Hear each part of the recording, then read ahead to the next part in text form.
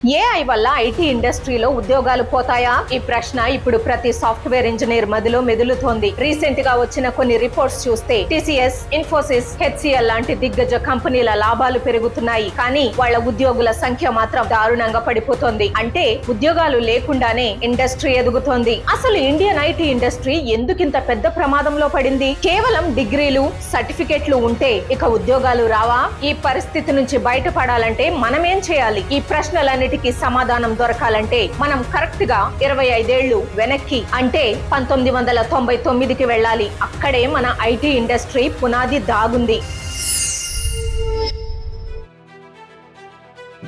1960ల కాలంలో computer memory అనేది బంగారం కంటే ఖరీదైనది. అప్పట్లో కేవలం 1 మెగాబైట్ డేటా స్టోర్ చేయడానికి దాదాపు $3 మిలియన్ ఖర్చయ్యేది. దాంతో ఇంజనీర్లు మెమొరీని ఆదా చేయడానికి ఒక చిన్న ట్రిక్ ప్లే చేశారు. డేటాబేస్ లో సంవత్సరాలను 1961, 1962 అని కాకుండా కేవలం 61, 62 అని సేవ్ చేయడం మొదలు పెట్టారు. కానీ అసలు చిక్కంతా 1999 దాటాక 2000వ సంవత్సరం రాబోతున్నప్పుడు మొదలైంది. కంప్యూటర్లు ఆ 00ని 2000 అనుకుంటాయా లేక 1900 అనుకుంటాయా? సిస్టమ్స్ అన్ని గందరగోళానికి గురై ఆగిపోతాయని, విమానాలు కుప్పకూలుతాయని, బ్యాంకింగ్ వ్యవస్థలు క్రాష్ అవుతాయని ప్రపంచ వ్యాప్తంగా వణుకు మొదలైంది. దీన్నే Y2K బగ్ అంటారు. దీన్ని పరిష్కరించాలంటే ఆ పాత కోడ్ ను మాన్యువల్ గా లైన్ బై లైన్ సరిదిద్దాలి. కానీ అమెరికా దగ్గర అంతమంది ఇంజనీర్లు లేరు. కరెక్ట్ గా ఆ సమయంలోనే వాళ్ళను ఆదుకోవడానికి మన ఇండియన్ కంపెనీలు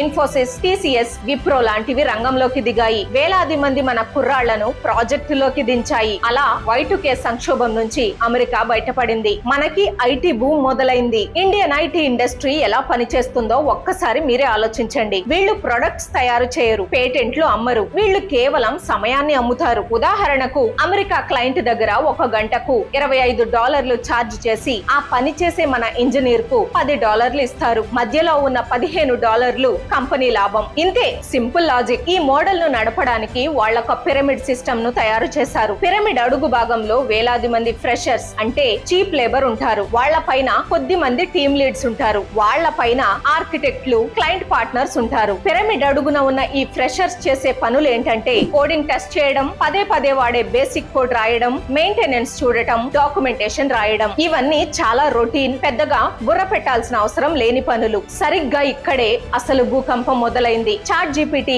క్లౌడ్ లాంటి ఏఐ టూల్స్ కు ఈ రొటీన్ కోడింగ్, టెస్టింగ్, డాక్యుమెంటేషన్ చేయడం వెన్నతో పెట్టిన విద్య. ఇక్కడ ఒక పెద్ద ట్విస్ట్ ఉంది. ఒకవేళ మైక్రోసాఫ్ట్ లాంటి ఒక ప్రొడక్ట్ కంపెనీలో ఏఐ వాడి ఒక పనిని 30% వేగంగా చేస్తే ఆదా అయిన ఆ సమయం, డబ్బు అంతా ఆ కంపెనీ లాభంగా మారుతుంది. కానీ గంటల లెక్కన డబ్బులు తీసుకునే మన సర్వీస్ కంపెనీల పరిస్థితి ఏంటి? ఒక ప్రాజెక్ట్ చేయడానికి ఇంతకు ముందు 10 గంటలు పడితే ఇప్పుడు ఏఐ వాడి 7 గంటల్లోనే చేస్తే అమెరికా క్లయింట్ ఏమంటాడు? నాకు 7 గంటలకే బిల్ వేయ్ అంటాడు. అంటే మన ఇంజనీర్లు ఎంత స్పీడ్ గా పనిచేస్తే కంపెనీల ఆదాయం అంత పడిపోతుందన్నమాట. దీన్నే ఏఐ డిఫ్లేషన్ అంటారు. అందుకే ఐటీ కంపెనీల ఆదాయం పడిపోతుంది. ఈ భయంతోనే వాళ్ళు ఫ్రెషర్స్ ను తీసుకోవడం ఆపేశారు. 2002లో 6 లక్షల మంది ఫ్రెషర్స్ ను తీసుకున్న కంపెనీలు ఇప్పుడు దాన్ని ఏకంగా 1,20,000కు తగ్గించేశాయి. అంటే 80% నియామకాలు పడిపోయాయి. ఎంట్రీ లెవెల్ జాబ్స్ 44% పడిపోయాయి. ఇదంతా వింటుంటే భయంగా అనిపిస్తుంది కదా. కానీ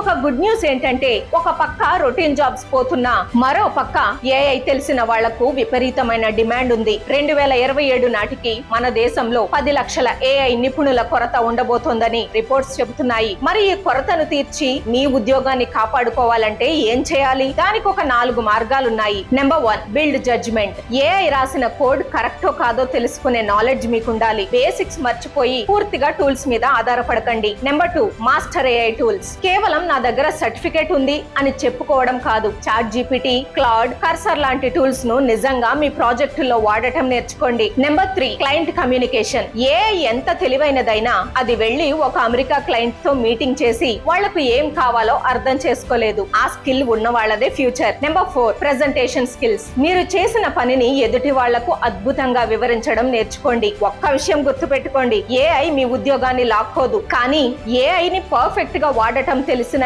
ఇంకొక వ్యక్తి మీ ఉద్యోగాన్ని ఖచ్చితంగా లాక్కుంటాడు. కాలంతో పాటు మారకపోతే డైనోసార్లలా కనుమరుగైపోతాం. మనం రోజు చూస్తున్న ఈ ఐటీ ఇండస్ట్రీ వెనుక ఇంత పెద్ద ప్రమాదం పొంచి ఉందని మీకు ముందే తెలుసా? ఈ పరిస్థితులపై మీ అభిప్రాయం ఏంటో కింద కామెంట్స్ లో ఖచ్చితంగా చెప్పండి. ప్రతి ఇంజనీరింగ్ స్టూడెంట్ కు, ఐటీ ఉద్యోగికి ఈ వీడియో ఖచ్చితంగా చేరాలి. వెంటనే ఈ వీడియోను లైక్ చేసి షేర్ చేయండి. జై హింద్.